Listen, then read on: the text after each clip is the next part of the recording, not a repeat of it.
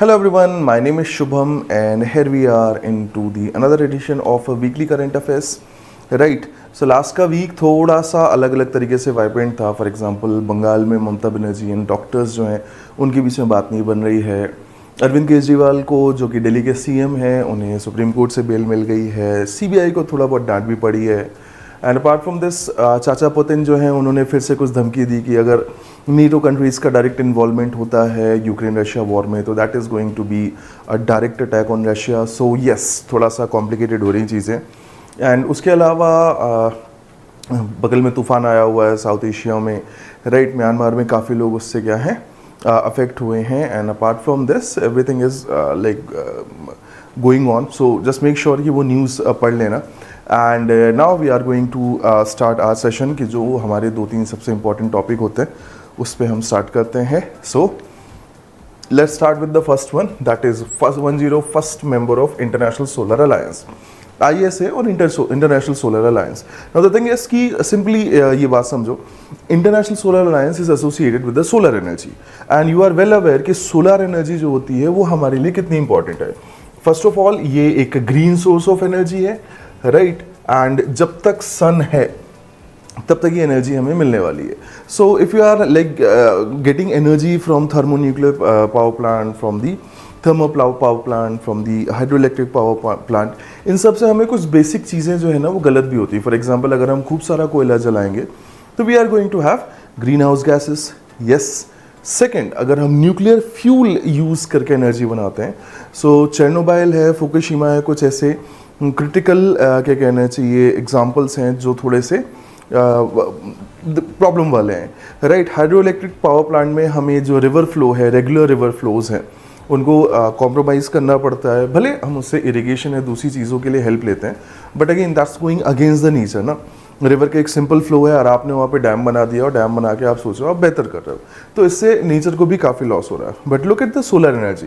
अगर मैं सन की बात करूँ तो again I am not like बढ़ा चढ़ा के नहीं बोल रहा हूँ, बट मुझे जितना साइंस पता है उस हिसाब से अर्थ में लाइफ के एग्जिस्टेंस का एक बहुत इंपॉर्टेंट फैक्टर क्या है, सन है. Sun is the ultimate source of energy, क्योंकि सन से आने वाली एनर्जी से ही प्लांट्स जो हैं वो खाना बनाते हैं, फिर उन्हीं प्लांट्स को लोग खाते हैं, फिर उसी लाइक जो जानवर हैं उनको भी लोग खाते हैं. Sun can be the ultimate form of energy और सन से बहुत बहुत बहुत सारी एनर्जी हर दिन मिलती है. हम उसका पूरा यूटिलाइज नहीं कर पाते हैं. सो अगर हम उसको प्रॉपर यूटिलाइजेशन की तरफ लेके जाएं तो हमारी मेजॉरिटी ऑफ एनर्जी रिक्वायरमेंट जो है वो ईजिली सन जो है वो फुलफिल कर सकता है. और इसी मोटिव के साथ इंटरनेशनल सोलर अलायंस जो है ना उसको बनाया गया था. यस, कि जितनी भी सोलार रिच रीजन की कंट्रीज़ हैं जहाँ पे सनलाइट अच्छी खासी होती है, वहाँ की कंट्रीज़ क्यों ना मिल के मेजॉरिटी ऑफ सोलर एनर्जी या सनलाइट को यूज़ करें इलेक्ट्रिसिटी प्रोडक्शन के लिए. सो ये जो पर्टिकुलर मोटिव है वो इंटरनेशनल सोलर अलायंस का है, उस पर थोड़ा सा बात करेंगे. पहले करंट न्यूज़ पे जाते हैं. So Nepal become the 101st member of the international solar Alliance, जिसने जो ISA का एग्रीमेंट है राइट उसको रेटिफाई किया and officially join the league of international solar alliance. और ये भी चाहते हैं कि हमें खूब सारा हेल्प मिले टेक्निकल रिसर्च पर्पस से, फाइनेंशियल हेल्प, जिससे हम खूब सारी सोलर एनर्जी प्रोड्यूस कर सकें. सो रिसेंटली ऐसा हुआ कि जो वहाँ के मिनिस्टर ऑफ एक्सटर्नल अफेयर्स हैं राइट उन्होंने और हमारे यहाँ के जो सेक्रेटरी हैं फॉरेन अफेयर्स के, उन्होंने मिलकर ये चीज़ जस्टिफाई की. नाउ अगर ये होता है तो ये होने के बाद नेपाल बिकम द 101 और 101st member of international solar alliance. Now let's get into the international solar alliance. So ये क्या है इसके बारे में बात करते हैं. सो सिंपल जो डेफिनेशन लिखी होती है उनके वेबसाइट में वो ये है कि ISA is an action oriented member driven collaborative platform for increase deployment of solar energy technologies. So action driven है, मेंबर्स जो हैं वो अपना काम करते हैं, मेंबर्स के थ्रू काम होता है और ये चाह रहे हैं कि ज़्यादा से ज़्यादा जो सोलर एनर्जी है उसकी टेक्नोलॉजीज़ को डिप्लॉय करके ज़्यादा से ज़्यादा सोलर एनर्जी प्रोड्यूस की जाए. सो दिस इज़ स्टार्टिंग जो इसकी होती है वो इंडिया और फ्रांस के कोलैबोरेशन से होती है. 2015 में इंडिया की तरफ से प्राइम मिनिस्टर मोदी जो थे उन्होंने ये प्रपोजल रखा था, फ्रांस की गवर्नमेंट ने उसको सपोर्ट किया और इंटरनेशनल सोलर अलायंस को प्रपोज किया. फॉर नाउ जो हेडक्वार्टर्स है वो भी इंडिया में गुड़गांव में आपको देखने को मिलेगा। सो कॉन्फ्रेंस ऑफ पार्टीज 2015 में जब पेरिस में ये ऑर्गेनाइजेशन मतलब कॉन्फ्रेंस ऑफ पार्टीज हुई थी, तब इंटरनेशनल सोलर अलायंस को प्रपोज किया गया था। यूनाइटेड नेशन जनरल असेंबली जो है ये इसकी ऑब्जर्वर स्टेट है, और ISA में एलिजिबल कैंडिडेट मतलब ISA ज्वाइन करने के लिए जो eligibility criteria that is simple कि आप यूनाइटेड नेशन के मेंबर हो और आप ISA ज्वाइन कर सकते हो। So this was the brief basic of international solar alliance. अगर आप ध्यान से देखेंगे तो इस फोटो में आपको ट्रॉपिक ऑफ कैंसर देखने को मिलेगी, ट्रॉपिक ऑफ कैप्रिकॉर्न देखने को मिलेगी। ये वो पर्टिकुलर शेडेड रीजन है जहाँ पे सबसे ज़्यादा सनलाइट आपको ईयर लॉन्ग देखने को मिलती है। अगर आप थोड़ा ज्योग्राफी में जाएंगे तो आपको पता चलेगा कि इसके बियॉन्ड यानी ट्रॉपिक ऑफ कैंसर और ट्रॉपिक ऑफ कैप्रिकॉर्न के बियॉन्ड सन या सनलाइट कभी परपेंडिकुलर आती भी नहीं है। दैट मीन्स कि this is the zone, this is the region जहाँ पे आपको सबसे ज़्यादा सनलाइट मिलेगी। And India is one of the particular country जिसका आधे से ज़्यादा पार्ट इस रीजन में मिलता है। आप देखोगे तो नॉर्दर्न अफ्रीका, सेंट्रल अफ्रीका का बहुत सारा हिस्सा है, साउथ अमेरिका का बहुत सारा है, नॉर्थ अमेरिका का है, पूरा का पूरा साउथ ईस्ट एशिया इस रीजन में पड़ता है। So there are going to be tons of countries जिनके पास सोलर रिच रीजन है, जिनका यूज़ करके हम क्या कर सकते हैं, खूब सारी सोलर एनर्जी प्रोड्यूस कर सकते हैं। ये सिंपल मोटिव है इसी का। कुछ इनिशिएटिव्स भी इन्होंने लिए हुए हैं, जैसे वन ग्रिड का इनिशिएटिव है, राइट, इंटरनेशनल कोऑपरेशन है सोलर टेक्नोलॉजीज़ के एक्सचेंज में और फाइनेंशियल हेल्प में, और कई दूसरी चीज़ें हैं। सो उनमें से एक जो इम्पॉर्टेंट है उस पर अपन बात करते हैं, right, that is one sun, one world and one grid. Grid अगर आप टर्म समझते हैं तो ग्रिड वो पर्टिकुलर जगह है जहाँ से एनर्जी डिस्ट्रीब्यूट होती है। फॉर एग्जांपल अगर आप हाइड्रो इलेक्ट्रिक पावर प्लांट जाएंगे तो turbines are going to produce energy, the grid is something जो उस एनर्जी को अलग अलग एरियाज में डिस्ट्रीब्यूट करती है। So one sun, one world, one grid, अगर आप इसको ध्यान से देखने, ध्यान से समझने की कोशिश करें शब्दों से ही, तो आपको पता चलेगा चूंकि हमारे पास सन एक है, हमारा वर्ल्ड एक है, तो हम चाहते हैं कि उसको कॉमन कोलैबोरेशन से क्या करें, उसकी एनर्जी को प्रॉपरली यूटिलाइज किया जाए एक ही ग्रिड के through. That is what one sun, one world and one grid. So अगर मैं डेफिनेशन की बात करूं तो OSOWOG, कुछ लोग इसे OSWOG भी बुलाते हैं, तुम्हारी मर्जी, what ever you would like, right, focuses on framework for facilitation of global cooperation, building a global ecosystem for interconnected renewable energy resources, mainly solar energy that can be seamlessly shared, right? जैसा कि मैंने बोला कि एक grid proper share हो क्योंकि एक सन की एनर्जी आती है, ये इनका फ्रेमवर्क भी है, राइट? कुछ और चीज़ें हैं जब उसके बारे में बात करते हैं तो जो one sun, one world and one grid है, उसके बाद उसका जो मेन थीम या मेन विजन है वो ये है कि the sun never sets, so the thing is earth is around.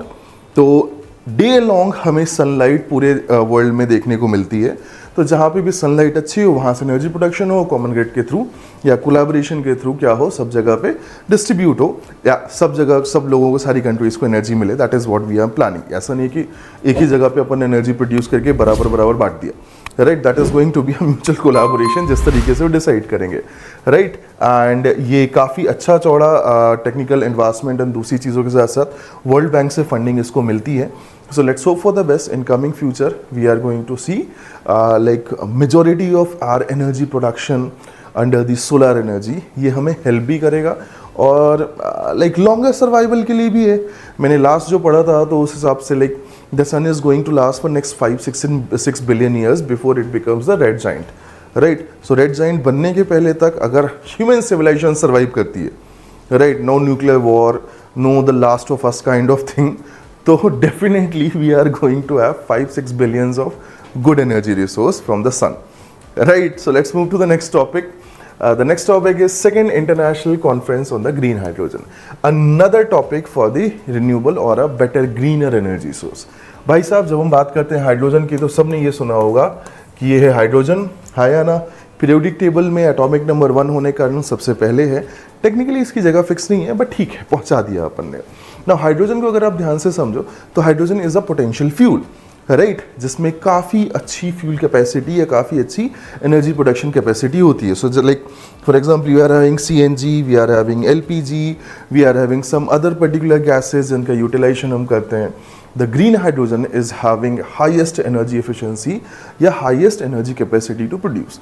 तो अगर टेक्निकली हम ग्रीन हाइड्रोजन जो है उसको सेपरेट करके उसको फ्यूल के फॉर्म में यूटिलाइज करते हैं तो जो भी हम पेट्रोल या डीजल जैसी चीज़ें कंज्यूम करते हैं उससे बहुत कम अमाउंट में हमें क्या मिल जाएगा, उतनी एनर्जी मिल जाएगी। सेकेंड थिंग, अगर हम हाइड्रोजन को बर्न करते हैं, राइट, सो जलाने का मतलब है ऑक्सीजन के साथ रिएक्शन, राइट, तो हमें मिलता भी क्या है, वाटर। अब भैया अगर मैं एलपीजी जलाता हूँ या कोयला जलाता हूँ तो मुझे मिलता है carbon dioxide, carbon monoxide, which is very harmful for the environment. But अगर मैं हाइड्रोजन जलाता हूँ तो मुझे वाटर मिलता है। आई एम नॉट श्योर मतलब वाटर जो है वो किसी तरीके से हार्मफुल है, अनटिल अनलेस बरस जाओ बादल जो है वो बरस जाए तब बहुत ज़्यादा, राइट, वैसे तो बरसात ज़रूरी है। So that is why hydrogen is having more potential as a green fuel because of energy capacity and less pollutive. So ये जो ग्रीन हाइड्रोजन कॉन्फ्रेंस है मेनली इसी चीज़ पे फोकस कर रही है। This is the second edition जिसको हमारे prime minister mister Narendra Modi ने इनॉग्रेट किया, राइट, यानी 11 to 13 सितंबर तक चल रही थी। आज चूँकि लाइक ख़त्म हो गई है एंड कल जो है अपने पास क्या होगा, हिंदी दिवस है। सो हिंदी में थोड़ी सी बातें करते हैं। बात कहानी ये है कि भाई साहब हमने लॉन्च किया था दो साल पहले ग्रीन हाइड्रोजन मिशन, राइट। ये वो ग्रीन हाइड्रोजन मिशन है जो हमारे फ्यूल, एग्जिस्टिंग जो कन्वेंशनल फ्यूल्स हैं उनको रिप्लेस करके ग्रीन हाइड्रोजन ज़्यादा से ज़्यादा यूज़ करने की तरफ जाने के लिए हमने हेल्प करने का या टेक्निकल सपोर्ट के लिए बात की थी। उसी के दौरान उसी के साथ G20 भी हमने ऑर्गेनाइज किया था और G20 में हमने इंटरनेशनल कॉन्फ्रेंस की बात की थी ग्रीन हाइड्रोजन के लिए, और उसका सेकंड एडिशन हम क्या कर रहे हैं इस बार स्टार्ट कर रहे हैं जो ख़त्म हो चुका आज के टाइम पे। Let's move what is actually this is. So green hydrogen is produced by electrolyzing the water using electricity from the renewable source of energy like water, solar, wind, hydropower, etc. The hydrogen used in fuel cell for powering vehicle, for producing minimal pollution as compared to fossil fuel. Next one, the National Green Hydrogen Mission was launched in January 2023 and aims to develop a 5 million metric ton per annum of green hydrogen production capacity by 2030। ये proper mission है हमारा जो 2023 में हमने launch किया था, right. और इसके लिए गवर्नमेंट ऑफ इंडिया ने प्रॉपरली कुछ 20,000 करोड़ और 19,744 करोड़ का बजट भी एलोकेट किया, जिससे हम in future we are going to have a like greener source of energy. थोड़ा सा और इसके बारे में बात करते हैं। सो क्या क्या चीज़ें हमने अब तक की हैं। For example first part, India ने जो यूरोपियन वो है यूनियन है, कहाँ गया, यूरोपियन हाइड्रोजन वीक, उसमें जाके यूरोपियन यूनियन के साथ एक पार्टनरशिप जो है उस पर बात की है, जिसमें हम ग्रीन हाइड्रोजन का प्रोडक्शन और उसके टेक्निकल एडवांसमेंट के लिए म्यूचुअल वो करेंगे, हेल्प करेंगे एक दूसरे को। Apart from that, Indian railways हमेशा आगे आ जाती है, उन्होंने भी प्लान किया हुआ है कि नेक्स्ट पर्टिकुलर ईयर जनवरी 2025 तक, right, we are going to have one engine जो कम्प्लीटली ग्रीन हाइड्रोजन पे चलने के लिए तैयार होगा। So it is going to be a test, right, एक ट्रायल होगा। ट्रायल सक्सेसफुल होगा तो ज़्यादा से ज़्यादा जो इंजन से उनको कन्वर्ट करेंगे। फॉर नाउ जो इंडियन रेलवेज़ की वेबसाइट से मिला वो ये है कि जो 12 किलोवाट का DEMU that is diesel electric multiple unit होता है, राइट, उसको कन्वर्ट किया जाएगा हाइड्रोजन फ्यूल सेल में। So let's hope for the best कि in future we are going to have tons of what we can say hydrogen, green hydrogen, so that ज़्यादा green वो मिले, ज़्यादा क्लीन एनर्जी सोर्स मिले और ज़्यादा fuel efficient हो हमारी चीज़ें। सो ये उसके कुछ अगेन जो हाइड्रोजन मिशन है उसका कुछ बेसिक आउटकम्स है जो हमने इमेजिन या हमने सोच रखे हैं कि हम करेंगे। So first of all 5 million metric ton वाला जो प्रोडक्शन यूनिट है अपन बात कर चुके हैं। 125 गीगावाट रिन्यूएबल एनर्जी कैपेसिटी 2030 तक हमें अचीव करनी है एडिशनली। फिर 6 लाख जॉब भी उससे मिलेंगी and reduction of fossil fuel import over 1 lakh crore, ये हमारी इकोनॉमी में हेल्प करेगा, और reduction of 15 million megaton annual of greenhouse gases emission. So ये हमारे कुछ बेसिक विजन्स हैं जिसको हम ग्रीन हाइड्रोजन मिशन जो है उससे पूरा करना चाहते हैं। That is the green hydrogen mission for you, right. So these were the 2 most important topic. कुछ बेसिक फैक्ट्स होते हैं जिस पे बात करनी चाहिए। फॉर एग्जांपल जब हमने रिन्यूएबल एनर्जी की बात की तो देयर इज़ अ मिनिस्ट्री जो कि रिन्यूएबल एनर्जी मिनिस्ट्री है, तो हमें उनका नाम पता होना चाहिए।